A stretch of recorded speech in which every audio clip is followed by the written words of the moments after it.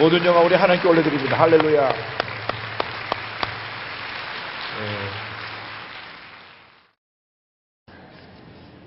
이 자리에 우리의 구세주 예수님이 우리와 함께하고 계십니다. 왜냐하면 예수님께서 너희 두세 사람이 내 이름으로 모인 곳에 내가 함께하겠다고 말씀하셨는데, 오늘 이렇게 많은 주님의 백성들이 또 주님을 섬기시는 귀한 주의 종님들이 함께 모였으니 주님이 함께 계셔서 처음부터 끝까지 영광을 홀로 받으실 것을 믿습니다. 우리 삶의 목적은 첫째도 하나님께 영광이요, 둘째도 하나님께 영광이요, 마지막도 하나님께 영광입니다.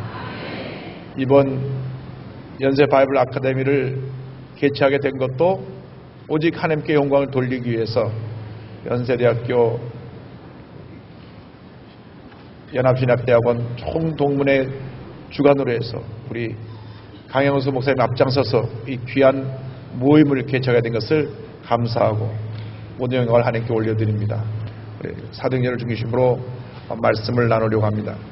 모든 내용을 교재에 다 기록해 놓았기 때문에 교재를 보면서 우리가 말씀을 진행하겠습니다.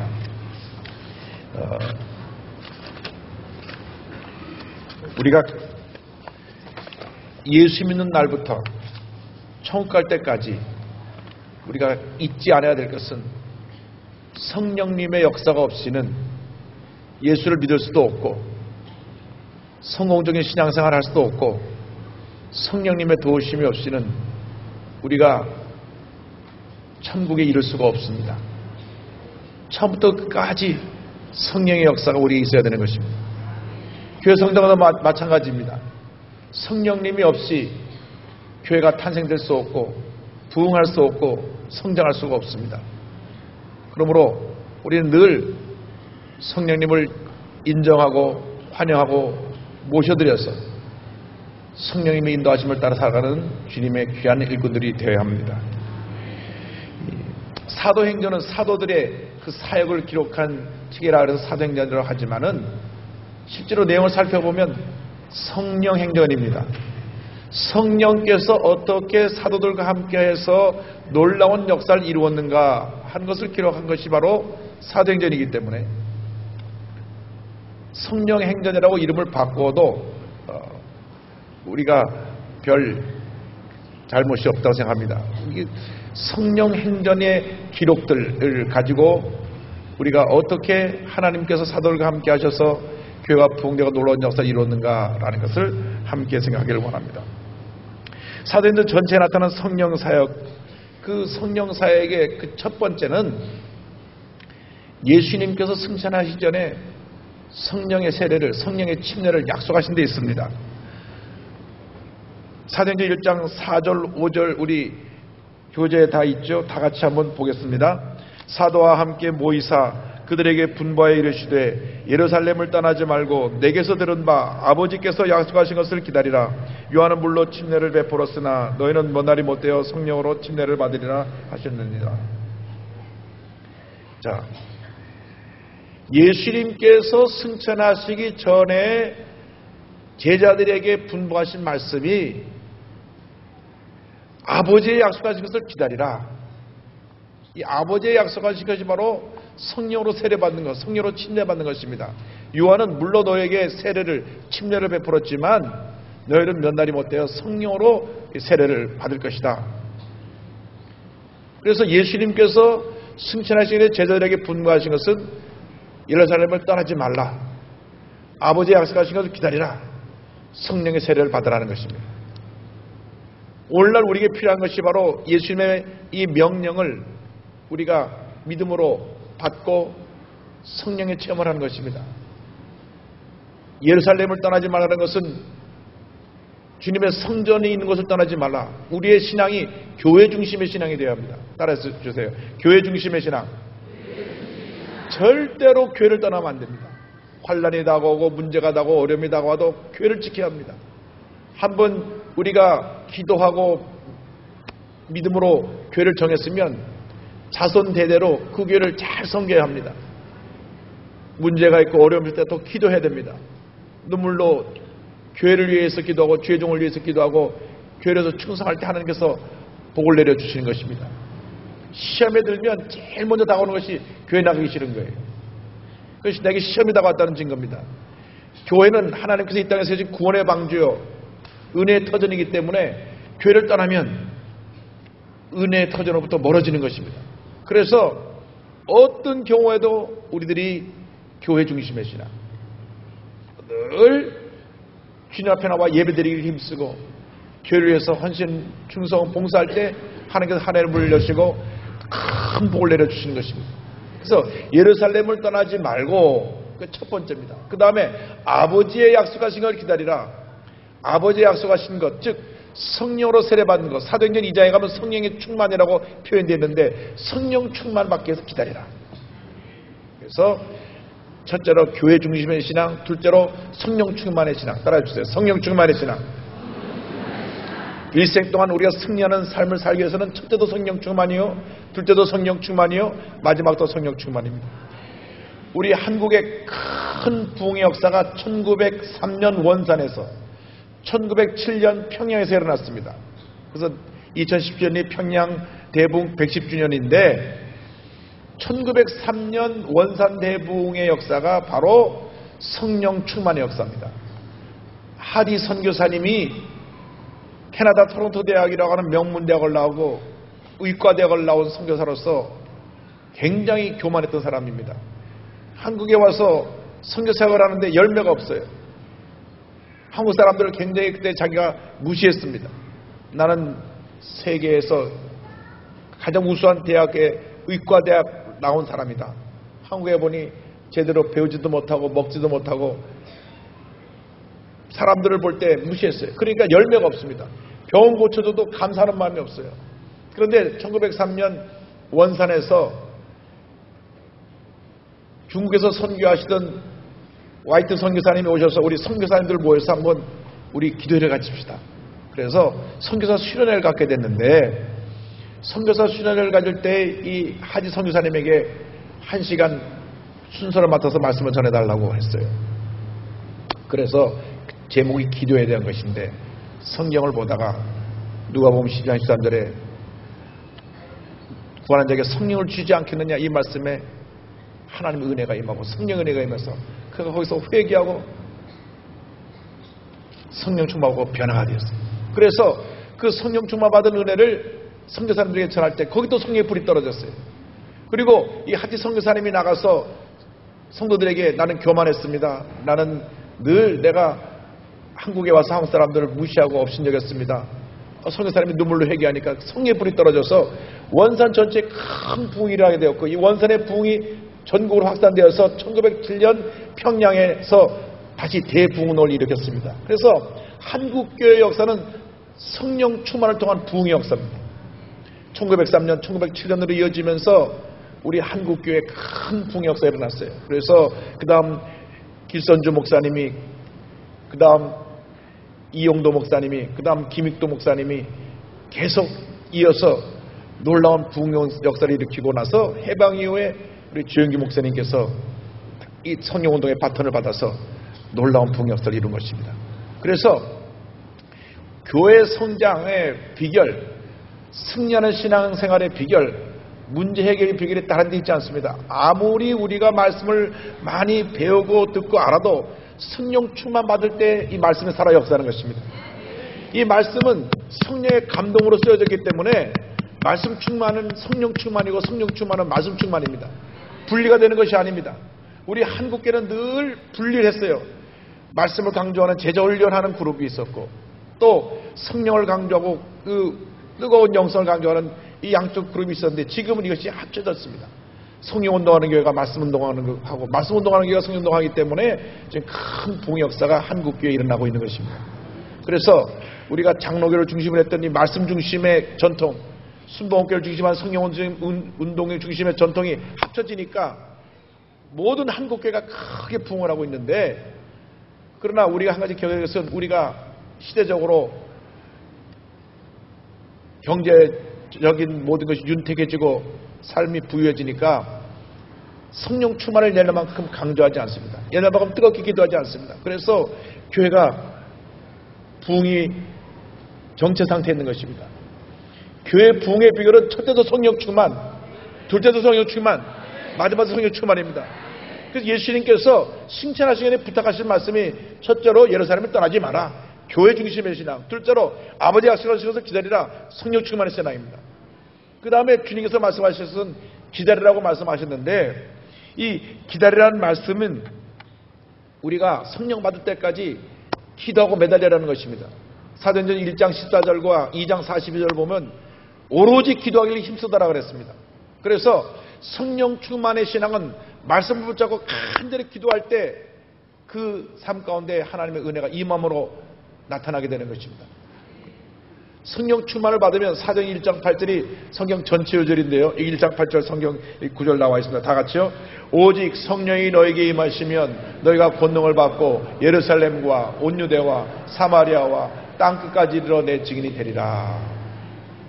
중요한 말씀입니다. 이 말씀 하나만 오늘 마음속에 품고 가셔도 오늘 바이더 아카데미 첫 번째 시간의 모든 내용을 다 배운 것입니다. 여기 중요한 단어가 셋이 있습니다. 첫째가 성령입니다. 따라서 성령, 권능, 증인. 이 세 단어는 같은 내용이에요. 성령을 받으면 권능이 임하고 권능을 받으면 증인이 되는 것입니다. 오늘 한국 교회가 뭐가 문제가 있느냐? 성령을 받는다는데 권능이 없고 권능이 없으니까 증인이 안 되는 거예요. 선교사로 나가는 사람들이 17세기, 18세기, 19세기 선교에 나가서 실패한 이유가 그것입니다. 성령이 없이 선교 역사를 가니까 선교사에게 열매가 없어요. 그래서 그 후로 생긴 것이 영적 전쟁에 대한 그러한 선교 과목이 생긴 것입니다. 처음에는 무조건 되고 나갔는데 영적 도전에 대해서 많은 어려움과 실패가 있었어요. 요한 웨슬레 선교사도 미국에 와서 조지아주에서 선교 실패하고 돌아갔다가 영국에 와서 올드스게이트에서 성령 받고 나서 그 삶의 전환점에 나온 것입니다. 성령 없이 선교 나가면 실패합니다. 그래서 성령이 임해야 되는데 성령이 임하면 권능이 임해요. 이 권능을 헬라어로 두나미스라고 합니다. 한번 따라해서 두나미스. 두나미스란 말에서 다이너마이트가 나왔어요. 폭발적인 큰 능력을. 성령을 받으면 이 다이너마이트가 바위산을 깨뜨리고 터널을 뚫듯이 큰 폭발적인 능력이 나타나는데 그 능력이 왜 나타나느냐? 증인이 되기 위해서. 예루살렘과 온 유대와 사마리아 땅까지 이르러 내 증인이 되리라. 증인이라는 말은 헬라어로 말투스라고 합니다. 따라서 말투스. 이 말투스라는 말은 뭐냐면 순교자란 뜻이에요. 목숨 내놓고 주의 복음을 전하는 복음의 증인이 되는 것이 성령 충만입니다. 할렐루야. 오늘날 우리 신앙생활에 어디에 문제가 있습니까? 우리가 첫째로 성령 충만한가? 둘째로 에게 권능이 있는가? 권능이 있어서 늘 기도할 때마다 하나님의 능력이 임하고 귀신이 쫓겨나가고 문제가 해결되고 기쁨이 넘쳐나고 감사가 넘쳐나고. 셋째로 내가 증인될 삶을 사는가? 눈만 뜨면 내가 어떻게 이 복음을 나가서 전할까? 어저께 저에게 새누리당의 비례대표로 국회의원 되신 박윤옥 의원님이 오셨어요. 이분이 이제 교육 담당 국회의원인데 박근혜 대통령이 이제 대통령 되시면서 국회의원 자리가 물려지고 해서 이번에 국회의원이 되셨는데 제가 연초에 지구역장 세미나를 하면서 최소한도 지구역장은 일주일에 한 명씩 전도해야 된다. 1년에 50명은 기본적으로 전도해야 된다. 그랬더니 이분이 그 말씀을 그냥 아멘으로 받았어요. 지금 국회의원이 됐는데도요, 매주일 4명, 5명씩 전도해 간 거예요. 1년에 50명이 아니라 본인은 두세 달 내로 50명 채우겠다는 거예요.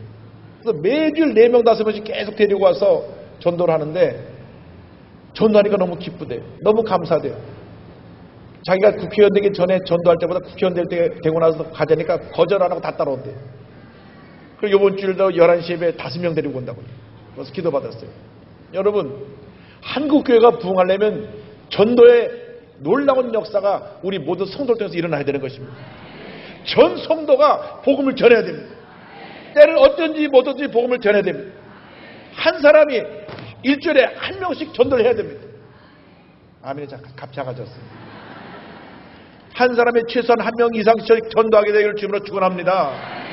한국교회가 살려면 온 교인이 총동원해서 일주일에 한 명씩 전도해갖고 오면 그 다음은 성령님께서 책임지세요. 여러분은 복음을 전하기만 하면 됩니다. 복음을 전하고 또 전하고 또 전하고 또 전하면 됩니다. 호주 시드니에서 한 부부가 한 길거리 모퉁이에서 40년 동안 복음을 전했어요. 전도지를 계속 나누면서 예수 믿으세요, 예수 믿으세요, 예수 믿으세요. 그런데 실제로 전도지만 나누어주고 그 열매는 눈에 보이는 열매가 없었어요. 그가 내가 40년 여기서 전도지를 나눠줬는데 내가 전도지 나눠준 아무런 열매가 없는 것보다 했는데 여기저기서 나중에 소식이 들려오는데 유학생이 지나가다가 전도지 받고 자기 나라 가서 예수 믿고 변화되고 가족을 전도하고 해서 그 전도한 사람이 14만 8천 명이에요. 본인은 40년 동안 전도지만 나눠줬는데 그 결과가 그 많은 사람이 전도를 해서 그 유튜브에 다큐멘터리로 동영상이 나왔더라고요. 제가 목사님께 보내드리겠습니다. 한 사람이 전도를 해서 그 생에 14만 8천 명이 돌아오는 이 놀라운 역사가 나타나는 것은 성령의 역사입니다. 여러분이 열심히 전도해서 사람이 돌아오는 게 아니고 우리들은 때로지 못해 복음을 전할 뿐이고 성령께서 감동을 줘서 사람들을 주님께로 인도해 오는 것입니다. 그래서 우리가 오늘 기억해야 할 것은 성령 충만 받아서 권능 받고 증인이 되는 것입니다. 그런데 성령 충만 받는 장면이 사도행전 2장에 가면 나옵니다. 2장 1절로 4절을 보면은 오순절날이 이미 이름에 그들이 다 같이 한 곳에 모였더니 호련히 하늘로부터 급하고 강한 바람 같은 소리가 있어 그들이 앉은 온 집에 가득하며 마치 불이 엿처럼 갈라지는 것들이 그들에게 보여 각 사람이 하나씩 임하였더니 그들이 다 성령의 충만을 받고 성령이 말하게 하심을 따라 다른 언어들로 말하기를 시작하니라. 여기 보면 성령을 충만히 받을 때 세 가지 현상이 나타납니다. 바람 같은 성령, 불 같은 성령, 다른 언어로 방언을 말하는 것이 나타납니다. 오늘날 성령 역사가 우리에게 임하면 성령의 강한 바람이 불어서 우리 삶 속에 모든 혼탁한 공기를 다 몰아내버리고 거룩한 영으로 충만하게 만들어주는 것입니다. 성령이 우리에게 임하면 성령의 불이 떨어져서 우리의 모든 죄악을 태워버리는 것입니다. 성령이 임하면 우리에게 방언을 주심으로 말미암아 우리가 더 이상 세상의 얘기를 하지 아니하고 하나님의 음성으로 하나님의 언어를 말하게 되는 것입니다. 그래서 오늘날 우리 성령 역사 현장에 성령 바람이 불어와야 되고요. 성령의 불이 들어와서 죄를 불태워버려야 되고요. 방언을 통하여 우리의 영성이 깊어져서 하나님께 영광을 돌리며 깊은 기도로 나가야 될 것입니다. 나아가서 그러면 성령 충만한 공동체의 열매가 무엇이냐? 교재 12쪽을 가서 보세요. 4장 31절에 다 같이요. 빌기를 다함에 모인 곳이 진동하더니 무리가 다 성령에 충만하여 담대히 하나님의 말씀을 전하니라. 아멘. 성령 충만 받으니까 담대히 하나님의 말씀을 전하게 되는 역사가 나타납니다. 제가 1장 8절 말씀드렸죠. 성령이 임하면 권능이 임하고 증인이 된다 그랬는데 그 내용이 4장 30절 그대로 풀어서 설명되어 있습니다. 함께 간절히 모여 기도할 때 모인 것이 진동하더니 다 성령의 충만함 받고 담대히 하나님의 말씀을 전하니라. 하나님의 말씀을 전할 때 하나님의 놀라운 은혜가 나타나서 수많은 영혼이 주님께 돌아옵니다. 자, 사도행전 13장으로 갑니다. 안디옥 교회의 성령 사역입니다. 13장 1절로 3절을 보니까 안디옥 교회 선자들과 교사들이 있으니 곧 바나바와 니게르라는 시몬과 구레네 사람 루기오와 분봉왕 헤로데 전도된 마나인과 및 사울이라 주를 섬겨 금식할 때에 성령이 이르시되 내가 불러시키는 이를 위하여 바나바와 사울을 따로 세우라 하시니 이에 금식하며 기도하고 두 사람에게 안수하여 보내니라. 안디옥 교회 여기 성경 말씀에 하면 당회자는 성령님이셨어요. 성령님께서 안디옥 교회 지도자를 세우시고 그들을 선교사로 판성하십니다. 안디옥 교회는 늘 성령의 음성에 귀를 기울이는 교회였습니다. 오늘날 교회가 성령님을 우리 교회 당회장으로 모시기만 하면 성령의 음성에 순종하기만 하면 놀라운 부역사가 일어나는 것입니다. 사람의 음성을 듣지 말고 세상의 음성을 듣지 말고 주님의 음성을 들어야 되는데 성령의 음성을 듣게 되기를 바랍니다. 성령의 음성을 들으면 성경에서 우리 지시하시는데 무엇을 지시하시느냐? 이제 선교사를 내보내서 복음을 전하라. 교회 존재의 목적이 무엇이냐? 선교입니다. 교회가 왜 존재합니까? 선교에서 존재합니다. 주의 복음을 땅까지 전하기 위해서 교회가 존재하는 것입니다. 예수님께서 마태, 마가, 누가, 요한 사복음서 마지막에 가 보면 지상명령으로 복음을 전하라는 말씀이 나오는데 그 중에 대표적인 말씀이 마태복음 28장 18절로 20절입니다. 그러므로 너희는 가서 모든 민족으로 족속을 삼아 제자를 삼아 아버지와 아들과 성령의 이름으로 세례를 베풀고 내가 너에게 분반 모든 것을 가르쳐 지키게 하라. 볼자다 내가 세상 끝날까지 너희와 항상 함께 있으리라. 이게 절대 지상명령인데요. 교회의 존재 목적, 우리가 이 땅에 사는 목적은 하나님께 영광 돌리고 복음을 전하는 것입니다. 하나님 나라에 가서 설 때 가장 큰 상급이 복음을 전하는 것입니다. 그러므로 여러분들이 이번 바이블 아카데미를 통해서 말씀의 충만을 받고 성령의 능력을 받아서 복음을 전해야 돼요. 얼마나 감사합니까? 우리 주변에 아직 75%가 예수를 안 믿어요. 전할 사람이 많은 건 감사해야 돼요. 여러분 주변에 4명 중에 3명은 예수 안 믿으니까 여러분이 힘써 복음을 전해야 됩니다. 주한장로교의 안강자 권사님은 눈만 뜨면 복음을 전하는데 1년 기록으로 제일 많이 전도할 때 9,800명. 어떻게 이렇게 많이 전도할 수 있느냐? 경로당에 가서 일주일 내내 2주일 내내 봉사합니다. 가서 우리 할머님 하루를 섬기고 여름에 수박도 가서 나눠드리고 심부름도 해드리고 한 2주 가서 섬기고 난 다음 할머니 할아버님 이번 주일날 제가 좋은 데 모시고 갈 텐데 다 오시라고. 그럼 할머니 할아버님이 2주 동안 신세졌으니까 그러겠다고 손자들까지 다 데리고 주일날 아침에 경로당에 모인 버스가 4-5대가 데리고 있다가 싹 교회를 모시고 왔어요. 교회에서 새신자 환영을 하고 교회에서 점심 대접해드리고 한꺼번에 200명 300명씩 전도해요. 그러니까 1년에 10,000명이 전도되는 거예요. 별로 안 놀라시는 거예요. 그래서 주한장로회가 추적교님 제적교회 10만 명이 넘어간 겁니다. 그러니까 여러분들이 때는 어떤지 뭐든지 복음을 전해야 돼요. 그것이 하나님의 뜻입니다. 예수님의 지상 명령입니다.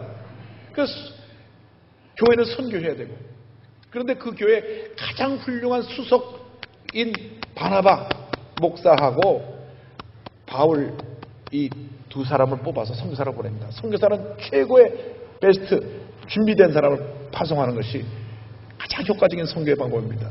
갈 데가 없어서 선교하는 게 아니라 가장 준비된 사람을 보낼 때 바나바와 사울이 이 선교 사역을 출발해서 결국 사도 바울의 역사로 말미암아 1차, 2차, 3차 선교여행을 통해서 온 아시아와 유럽이 복음화됩니다. 그래서 사도행전에 나타난 첫 번째 역사는 성령의 역사고요. 두 번째는 기도의 역사입니다. 따라서 기도의 역사. 기도 사역을 보면 예수님께서 예루살렘 떠나지 말고 아버지 약속한 것을 기다리라고 말씀하신 대로 그 말씀을 받아서 예수님 말씀에 순종하여 기도했습니다. 사도행전 1장 13절 14절 나오죠. 다 읽지 않겠습니다. 맨 마지막에 다 같이요 마음을 같이하여 오로지 기도에 힘쓰더라. 초대교회 공동체가 모일 때마다 2장 42절은 여기 다 같이 보겠습니다. 그들이 사도의 가르침을 받아 서로 교제하고 떡을 떼며 오로지 기도하기를 힘쓰니라. 지금 12페이지 중간입니다. 초대교회에서 모일 때 무엇을 했냐? 보세요. 사도의 가르침을 받았고요. 서로 교제했고요. 떡을 뗐고요. 그 다음 기도에 힘썼습니다. 이게 12장 40일에 나온 초대교회 4대 그 교회 사역이었습니다. 말씀 사역, 사랑의 교제 사역, 세 번째 성찬, 떡을 떼면 성찬, 네 번째 기도 사역. 그래서 오늘날 교회의 사역 가운데 말씀 사역을 통하여서 늘 성도들이 주님의 음성을 듣고 새로워져야 되고, 그 다음에 교제를 통하여 펠로우십, 서로 나누는 역사, 섬김의 역사가 있어야 되고, 떡을 떼는 역사, 성찬의 역사가 있어야 되고, 그 다음에 기도 역사가 있어야 되는 것입니다. 이게 초대교회 공동체 기본 사역이었고요. 기도에 힘쓸 때 부흥의 역사가 나타났습니다. 그 4장 보면은 4장 31절 아까 읽었던 말씀 그대로 모인 것이 기도할 때 모인 것이 빌기를 다음에 모인 것이 진동하더니 무리가 다 성령의 충만함을 받아 성령의 충만하여 담대히 하나님의 말씀을 전하니라. 그래서 사도행전의 첫 번째 사역은 성령 사역이고, 두 번째가 기도 사역이고, 이제 13쪽으로 갑니다. 세 번째가 말씀 사역입니다. 따라서 말씀 사역. 자, 초대교회 부흥이 없어 성령 받고 나서 사도 베드로가 나가서 말씀을 전할 때 하루에 몇 명이요? 3,000명, 5,000명, 수만 명이 회개하고 돌아왔습니다. 사도행전을 보면요, 하나님이 굉장히 믿는 사람 숫자에 관심이 많았어요. 그래서 사도 바울의 첫 설교를, 베드로의 첫 설교를 듣고 회개하고 침례받은 사람이 3,000명이에요. 첫날 설교가요. 그래서 사도행전 2장 14절부터 36절까지 이 내용이 지금 13쪽, 14쪽에 소개되어 있는데, 초대교회 모든 말씀의 내용은 따라서 예수님과 예수님의 십자가, 이게 초대교회 모든 설교 내용은 예수님과 십자가입니다. 그 십자가를 통한 부활의 역사, 모든 내용이 예수님과 십자가 부활의 역사. 그래서 고린도전서 2장 2절에 사도 바울이 말씀하기를 내가 너희 중에 예수 그리스도와 그의 십자가에 못 박히신 것 외에는 아무것도 알지 않기로 작정하였다 그랬거든요. 그래서 베드로의 설교에서 기억해야 될 것은 예수님의 십자가 사역을 전파했고, 그 설을 듣고 하루에 3,000명이 회개하고 나왔다. 그래서 초대교회는 늘 말씀이 살아있는 말씀 중심의 공동체였다는 것이 이제 2장 40에 다 나옵니다. 그래서 초대교회는 첫째로 성령 사역, 둘째로 기도 사역, 셋째로 말씀 사역, 넷째가 뭐죠? 사랑 실천 사역. 자, 14쪽에 가서 2장 44절, 45절 또 4장 33절, 35절의 말씀이 나오는데, 초대교회에 있는데 오늘날 우리 한국교회, 세계교회에서 가장 부족한 것이 뭐냐? 나눔 사역입니다. 나눔 사역. 초대교회에는 굶주린 사람이 없었어요. 배고파 굶주린 사람이 없었습니다. 가난하고 헐벗고 굶주린 사람도 교회만 오면 다 해결해 줬어요. 자, 이 유무상통의 실천을 봅니다. 2장 44절 45절이요. 믿는 사람이 다 함께 있어 모든 물건을 서로 통용하고 또 재산과 소유를 팔아 각 사람의 필요를 따라 나눠주었다. 성령 충만 받고 나서 예수 모시라를 멀지 않았으니까 물질에 대해서 욕심이 없었어요. 다 교회 갖다 내놓고 그것을 가지고 가난한 사람을 다 도와줬습니다. 그것이 더 자세하게 4장 33절 35절로 나오는데요. 여기 교재 나오죠. 교회 내에 궁핍한 사람이 없었습니다. 사도들이 큰 고난으로 주 예수의 부활을 증언하니 무리가 큰 은혜를 받아, 따라서요, 그 중에 가난한 사람이 없으니. 할렐루야. 이는 밭과 집 있는 자는 팔아 그 판 것을 가져다가 판 것의 값을 가져다가 사도의 발 앞에 두매 그들이 각 사람 필요를 따라 나누어 줍니다. 자, 우리가 기억해야 됩니다. 교회가 부흥할 때 교회 내에 가난하고 헐벗고 굶주린 사람들을 잘 섬겨야 합니다. 사랑으로 섬겨야 됩니다. 큰 건물을 짓고 또 많은 사업을 하는 것도 중요하지만 제일 중요한 사업이 구제사업이에요. 구제사업. 그 저희 교회에서는 올해 작년에 다 3분제를 딱 잘라서 구제 선교 사역에다가 예산을 투입해서 성도를 섬깁니다. 요즘 어려움 당하는 방법이 얼마나 많은지, 저에게 성도님들 오셨을 때 출산 장려를 하기 위해서 무조건 내가 첫 번째 애를 낳으면 교회에서 출산 장려금 50만 원 지원해드리고, 둘 낳으면 100만 원 지원해드리고, 셋 낳으면 200만 원 지원해드리는데요. 너무나 어려운 분들이 감사하더라고요. 그리고 요즘 또 특징은 셋, 넷씩 막 낳습니다. 우리 교회 목사님 보면 6을 낳았어요. 6을 낳았어요. 교회 부흥에 크게 기여하고 있습니다. 여러분, 우리 한국 출생률이 OECD 국가에서 제일 끝입니다. 1.2명이에요. 이렇게 20, 30년 지나고 나면 한국 노동시장이 무너져서 한국의 경제력이 떨어지고 한국이 선진국 경쟁 대열에 설 수가 없습니다. 그래서 저는 주례사 할 때 맨 마지막에 애기 마녀 나라는 주례사예요. 기본 3명, 권장사항 5명. 그래서 믿지 않은 사람 하나 사람씩 낳을 때 우리 셋에서 5명씩 나면 보고마도 빨리 되고. 아까 믿는 사람은 애를 많이 낳아야 돼요. 그래서 저희 교회 남상돈 집사람은 13을 낳았어요. 그래서 우리 교회에서 다둥이상을 드리고 그 13명 난 학생들 대학 갈 때 등록금을 다 드리고 했는데 작년에 2명이 와서 대학 등록금 받고 이제 올해 내년에 13명 줄줄이 다 지금 3명 대학 갔어요. 다 대학 갈 건데 13명 다 대학 등록금 주기로 했거든요. 교회 부흥이 얼마나 크게 기여했어요. 13명. 개척교회 하나가 다 됐잖아요. 할렐루야.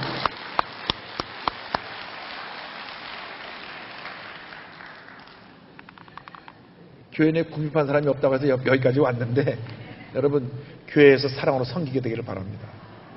작년도 연말에는 서울시하고 함께 서울시에 18,000가정 각 구에서 극빈 가정 18,000가정을 추천받아가지고 생필품 10만원 상당의 생필품을 다 예수 안 믿는 사람 믿지 않은 사람들이 대부분인데 다 나눠줬어요. 그랬더니 다 교회에 감사한다고 그러고 그렇게 복음이 이렇게 들어가는 것입니다. 그래서 교회에서 사랑 실천을 많이 해야 됩니다. 초대교회는 교회 내에 가난한 사람이 없었어요. 오늘날 초대교회 가장 강한 강조했던 사역 가운데 지금 가장 강조되지 않는 것이 바로 이 구제사역입니다. 그러므로 교회가 사랑 실천을 더 많이 하게 되기를 주님으로 축원합니다. 5번째가 전도, 선교 사역입니다. 교회 존재 목적이 선교라고 말씀드렸죠. 그래서 예수님의 지상명령 사도행 1장 8절을 다시 한번 여기 기록해놨습니다. 교재 15쪽입니다. 그리고 사도행 1장부터 12장까지 주인공은 베드로고요. 13장부터 28장까지 주인공은 사도 바울입니다.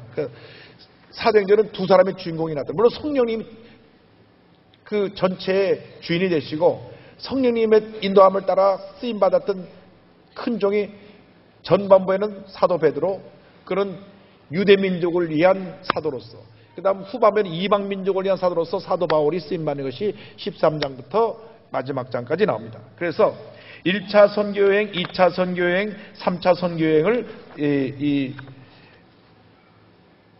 사도 바울이 하는데, 여기 우리가 2차 선교여행에서 한 가지 우리가 주목해야 될 선교의 전환점이 되는 장면이 나옵니다. 어디를 봐주시냐면요, 사도행전 16장이니까 19쪽을 봐주세요. 사도행전 16장 6절을 보겠습니다. 6절. 성령이 아시아에서 말씀을 전하지 못하게 하시거늘 그들이 부르기아와 갈라디아 땅으로 다녀가 무시아 앞에 이르러 비두니아로 가고자 했을 때 예수의 영이 허락하지 아니하시는지라. 무시아를 지나 두라로 내려갔는데 밤에 환상이 바울에게 보이니 마게도냐 사람 하나가 서서 그에게 청하여 이르되 마게도냐로 건너와서 우리를 도와라 하거늘 바울이 그 환상을 보았을 때 우리가 곧 마게도냐로 떠나기를 힘쓰니 이는 하나님이 저 사람들에게 복음을 전하라고 우리들을 부르신 줄로 인정함이로라. 중요한 말씀이 나옵니다. 사도 바울의 선교의 전환점입니다. 그 전까지는 사도 바울이 아시아 지역을 중심으로 로마의 도로를 따라서 복음을 전했습니다. 모든 로마의 그 도로를 따라서 난 소도시에는 유대인들이 가서 회당을 지었고 회당을 중심으로 유대인 공동체가 있었기 때문에 사도 바울이 그 회당에 가서 유대인 공동체에게 복음을 전했습니다. 그런데 아직 유대인 공동체가 이 유럽 지역에는 형성되지 않았는데 사도 바울은 그래서 아시아 쪽으로 가려고, 지금으로 말하면 터키 지역입니다. 그쪽으로 가려고 모든 선교 계획을 세우고 그쪽으로 가려고 지금 출발했는데 성령이 막으시는 거예요. 계속 막았어요. 여러분들이 하나님의 일을 하는데도 내 의지를 갖고 하나님의 뜻을 모르고 내가 하나님의 일을 한다고 해서 하나님 기뻐하지 않는 일을 할 때가 있습니다. 분명히 복음을 전하는 건 하나님의 뜻인데 하나님은 지금 사도 바울을 아시아로 보내시기를 원하는 것이 아니라 유럽으로 보내기를 원하시는데 자꾸 아시아로 가려는 거예요. 또 막으시고 또 막으시고 또 막으시고 또 막으시고 결국 두로아까지 내려와서 밤에 환상을 봅니다.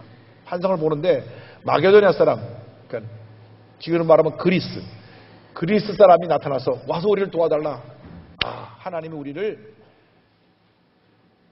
아시아가 아니라 저 마게도냐 지역으로 보내는구나. 그래서 배를 타고 건너간 첫 번째 도시가 빌립보입니다.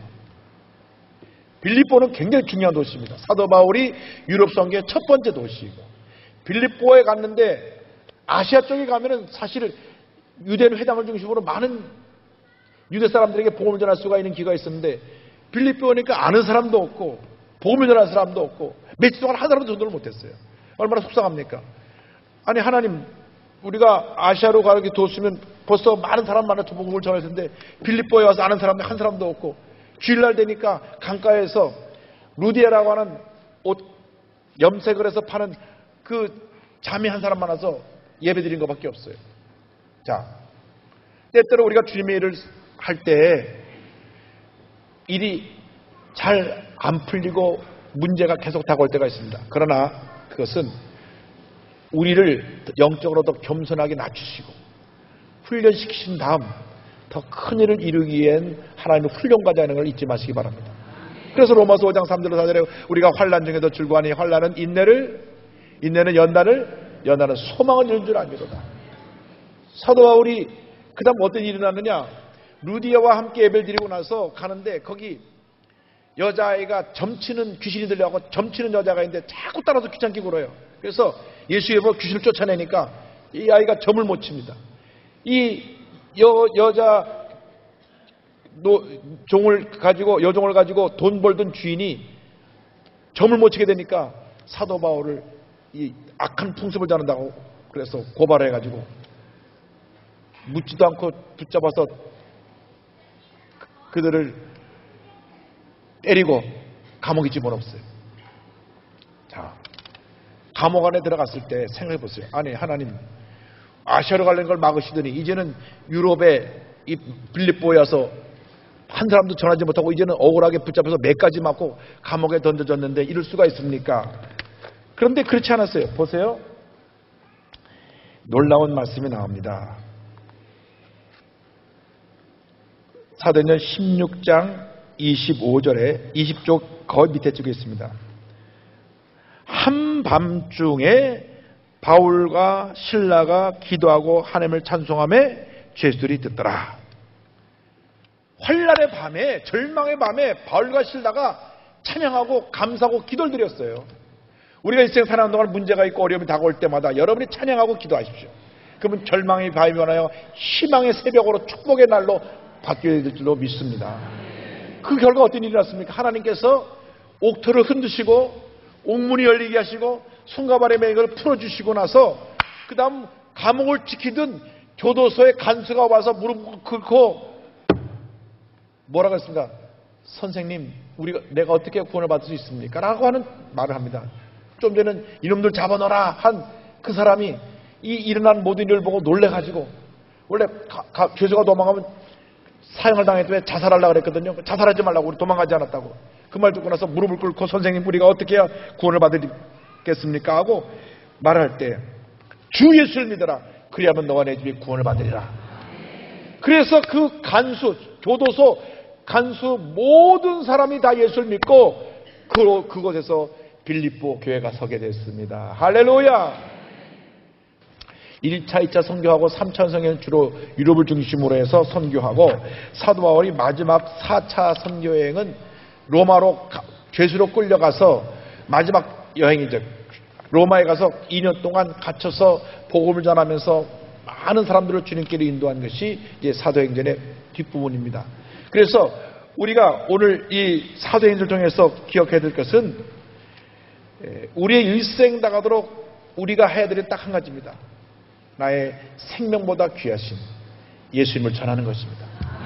때를 어떤지 못 어떤지, 우리가 어떤 고통과 어려움이 따르든지 사도 바울처럼 억울하게 매먹고 감옥에 던져진 일이 있어도 우리가 만난 이 예수님을 전하기만 하면 하나님께서 우리 삶 가운데 역사해 주셔서 우리의 믿음이 자라게 하시고 우리 교회가 부흥되게 하시고 하나님의 은혜와 역사가 넘쳐나게 만들어주는 것입니다. 그래서 오늘 우리가 이 말씀을 통해서 여러분이 이제 이 사도행전 전체를 다시 한번 이 시각을 가지고 1장 8절을 중심으로 1장부터 28절까지 전체를 한번 묵상하시고, 내가 사도행전을 통해서 이제 우리 삶 가운데 어떤 역사가 나타나야 되느냐, 성령의 역사가 꼭 필요한 성령의 역사.